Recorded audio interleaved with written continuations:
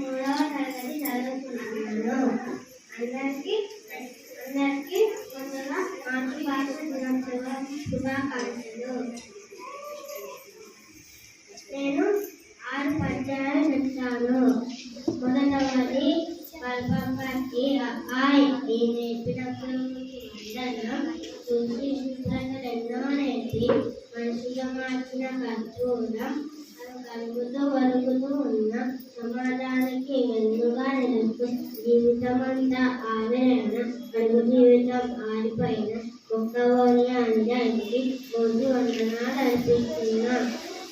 రెండవది తలవారు లేని చోటను జనవించుట లేని చోట జగడం చోట అనుమానము అయిన చోటను మనుషులకు నిలవగలదు మహిళ సుమతి పరమితము లేని సంపద జననంగడు కూర్చలేని తప్పకపోవన్ కొనిపెడుతున్న జ్యోతిలు మరి కులవక కూర్చి తేన మార్గము సుమతి.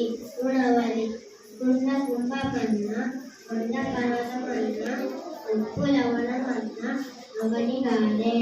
భాషలిస్తే వేరు భారతత్వం ఒకటి విశ్వదాభిరామ వినురవేమ. అంతరంగమందు నవరాత్రులు చేసి మంచివాణి వలన మనుషులందు తరగకుండా ఈశ్వరుడెడగడా విశ్వదాభిరామ వినురవేమ. ఐదవది పూజ కన్ననెంచ బుద్ధి విధానము మాట కన్ననెంచ మనసు సులభము కులము కన్ననెంచ కులము ప్రధానము విశ్వదాభిరామ వినురవేమ. ధన్యవాదాలు.